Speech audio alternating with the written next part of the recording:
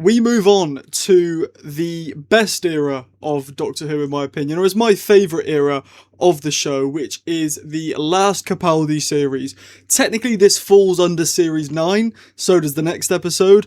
However, this is when Nardole comes along, this is when he gets his sonic screwdriver, which I really disliked watching on screen, but then I got it in person, and just like, look at it, it looks really cool, and it has loads of different settings and things, and I don't know, I like it. Anyway, we're not here to talk about, it's not a screwdriver review, but what we are here to talk about is The Husbands of River Song, which is an episode that is always...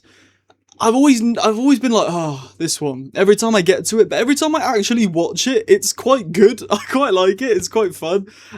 It's a laid back, chilled out, just piece of fun at Christmas. So let's have a little talk about it. There are spoilers going ahead, so if you don't want spoilers, it's absolutely fine. Go away. First off, I don't like Nardole. I want to make that very clear. I think Nardole is so jarring, especially in these first two episodes. He does get more of a character going into series 10, but as of right now, he is just the most like jarring guy in the entire world. Like, maybe I'm being too harsh on him, but he just seems to scream and make toilet jokes, and it's just like, oh, this guy's here. It's probably not helped by the fact that I like despise Matt Lucas. I really dislike him.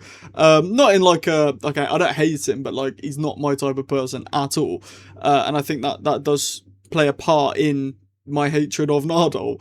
But Nardole isn't the only character I dislike in this episode. I actually really dislike River for the most part of this episode.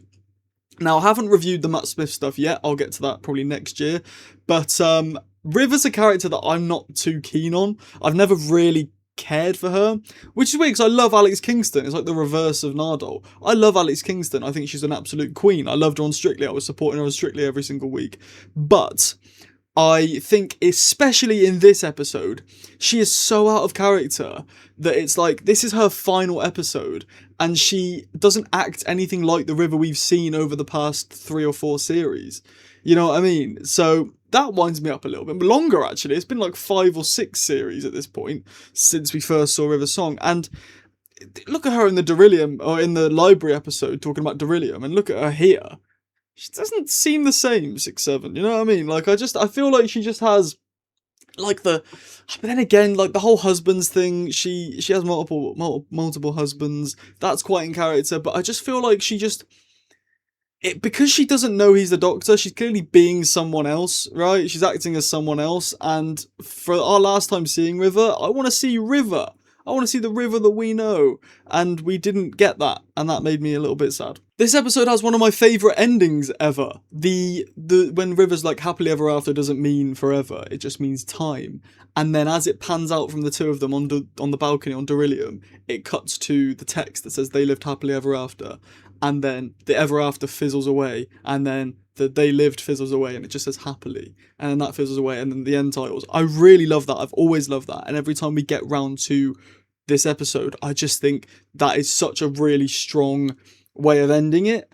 I know I've just jumped to the ending, but that's the way I wrote it down in my notes. So yeah, but we'll talk about Greg Davies playing. Is it? Oh, it's not like, it's like Adraflax or something. Hydroflask. Visco Girls. Save the turtles. He is a character that I don't like because he screams a lot.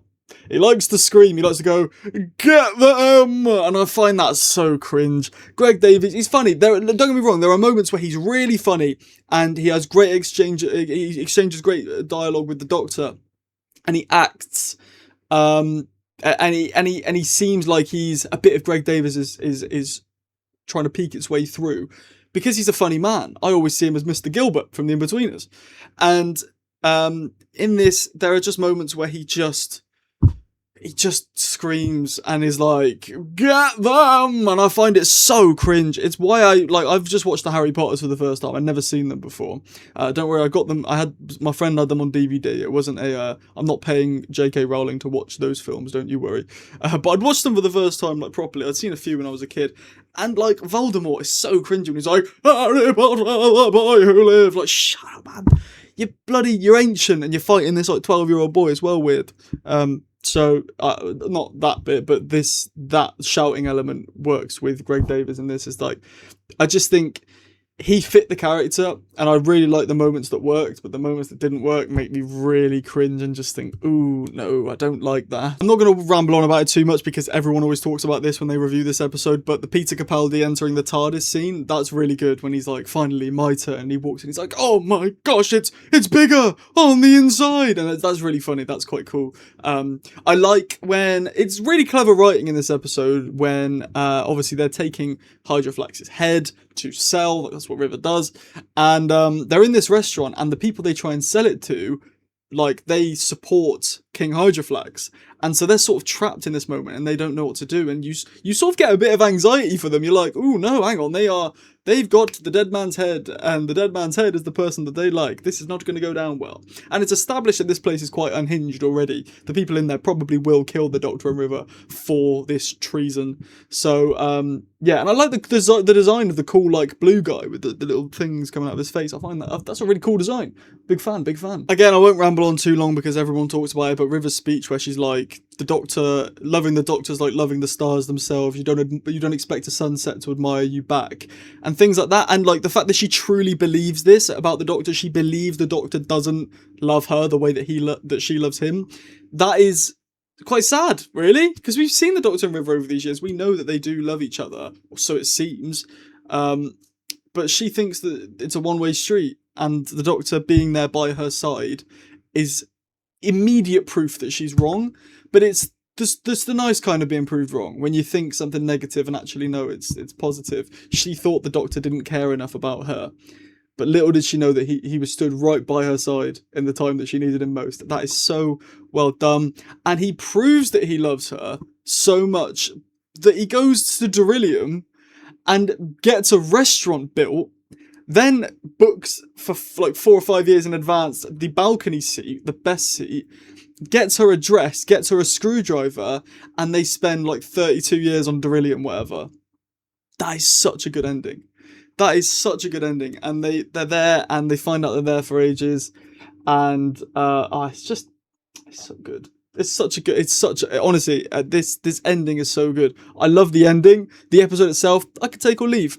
The Husbands of River song, I'm gonna give it, out of 10, let's give the Husbands of River song a 3.9 out of 5. I like it. What do you think about the Husbands of River song? Let me know down in the comments below, please, if you could. Whilst you're down there, if you're on mobile, please press the hype button to push my video out to way more people.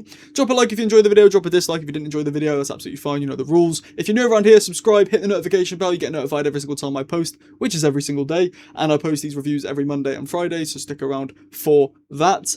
If you want to help me out money-wise, you can leave a super thanks in the comments, you get a shout out at the end of the next video, or if you want a shout out at the end of every video, you can become a channel member, you get shout outs, early access, things like that, but mainly it just helps me out. So if you could do that, it means the world. If you can't, it's absolutely fine.